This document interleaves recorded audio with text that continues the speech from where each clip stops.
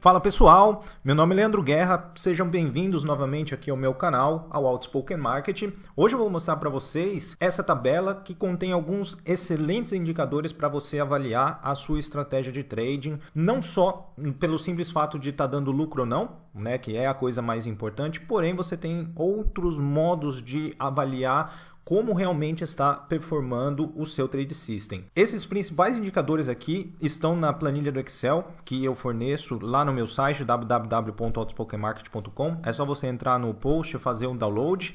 E também, antes da gente começar, se você ainda não é inscrito aqui no canal, dá um se inscrever aqui embaixo. Também ativa as notificações para saber exatamente quando o novo vídeo chegar. E também dê aquele like e compartilhe com seus amigos. Quais são então esses indicadores que são, na minha opinião, os mais úteis para que você possa avaliar uma estratégia? Bem, eu já falei em um vídeo anterior sobre o índice de Sharpe. O índice de Sharpe é muito bacana porque ele te dá exatamente qual que é a referência em relação à volatilidade do seu trade system. Dá uma olhadinha lá no vídeo, tá? O link aqui no primeiro comentário para você relembrar exatamente o que é. Se a gente olhar para uma estratégia como essa aqui, a gente vai ver que tem um resultado bruto impressionante. Você fala, poxa, realmente você fez ali mais de 100% com essa estratégia, deve ser fantástica. A gente vai aprender que, sim, realmente é um resultado excelente, porém tem alguns pontos que não são tão bacanas assim e você pode conseguir ter clareza em como avaliar resultados diferentes. Então, além do índice de Sharpe, o que a gente costuma avaliar, o que particularmente eu gosto bastante de avaliar? A porcentagem dos trades vencedores é uma coisa que é importante, de fato, porém, ela depende muito de quando você ganha algum trade. Por exemplo, quando eu tenho um trade vencedor, e aqui na média ele está aqui de 4,75 €, se ela for muito superior a o quanto você perde, essa porcentagem aqui de acerto ela fica relativa. Então, apesar de ser alguma coisa interessante, ela não é o fundamental.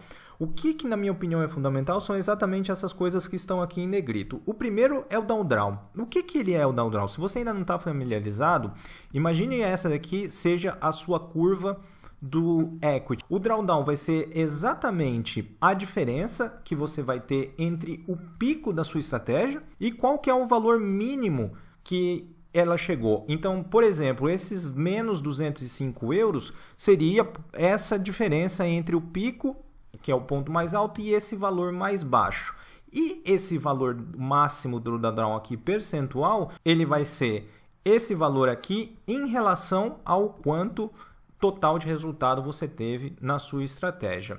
O fator de lucro também acho muito bacana porque ele te traz uma visão muito interessante, né? O fator de lucro também é conhecido como Profit Factor do inglês e ele vai te dar a razão entre a soma dos seus trades vencedores pela soma dos seus trades perdedores. Qual que é o fator de lucro ideal? Aqui a gente já começa a ver 1,22, apesar de fazer aqui 111% de retorno, não é assim tão bacana. Sempre quando eu faço as minhas estratégias, eu busco um fator de lucro de pelo menos 2. Por quê? Porque isso me traz mais conforto em que provavelmente a gente vai ter um índice de Sharpe maior, a gente vai ter uma média de trades vencedores também maior e a gente fica mais resiliente para os momentos naturais de drawdown, de loss que toda a estratégia vai ter. E por fim, tem a esperança matemática. Tem um vídeo meu aqui também, que eu já explico exatamente o que é a esperança matemática. Para mim é um dos indicadores mais bacanas, que ela vai te trazer essa média dos trades vencedores, vezes a sua porcentagem de trades vencedores, né? Então a porcentagem de win, menos a sua média de loss, multiplicado pela sua porcentagem de trades loss, ou seja, né, 1 menos a porcentagem dos trades vencedores. Isso significa o quê? Que no longo prazo a sua estratégia é consistente. E é exatamente tudo isso que a gente quer, né? A gente não quer fazer o trade durante uma semana, nem durante um mês. A gente quer aí ficar fazendo trade por 5, 10 anos para acumular capital, para conseguir liberdade financeira e conseguir qualquer coisa que a gente tenha intenção para o futuro. Então, essa é a minha visão dos principais indicadores. Vamos agora lá para o Excel e eu vou mostrar para vocês principalmente como calcula o drawdown, que não é muito trivial. Os outros é relativamente fácil, você pode dar uma olhada na planilha com mais atenção. Então, como que a gente vai construir essa variação de drawdown aqui e também os demais indicadores? Bem, imagine aqui é uma planilha fictícia, tá? Com alguns resultados. Criei aqui uma curva de equity muito bonita, porém com esses resultados aqui não tão interessantes assim. Como que a gente vai então fazer esse cálculo do drawdown? Então vamos supor que você tem aqui os seus trades, como eles aconteceram, os trades longs, os shorts, e aí você tem o resultado total, que vai ser a soma dos dois, e o seu acumulado. Como que você vai calcular o drawdown? Lembra que eu comentei com vocês que ele é a diferença do pico em relação ao valor mais baixo. O pico, o que você vai fazer?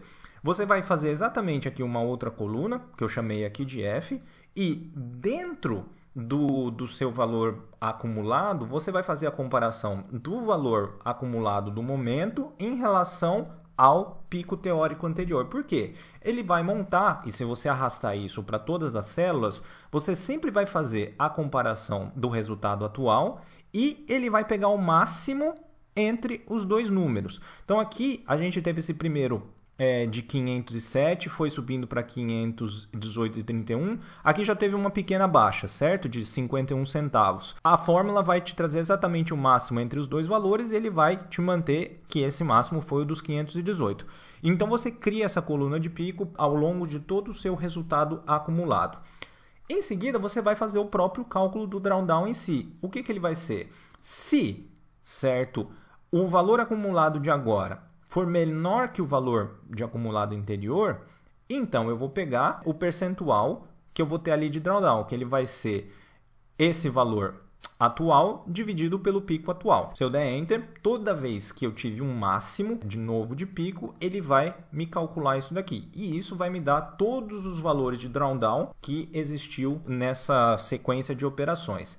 Depois a gente tem que pegar exatamente os valores deles. Então, se o meu pico for igual ao valor que eu tiver no acumulado, eu vou manter o valor que eu tinha anteriormente, porque ele não vai ser o valor máximo do drawdown. Se não, né, ou seja, o meu pico de agora for diferente do acumulado, significa que eu tive uma baixa, eu vou pegar então aí a diferença entre o valor acumulado e o pico. Naturalmente ela vai ser negativa, porque o pico tende a ser sempre mais alto. E vou criar aqui essa sequência.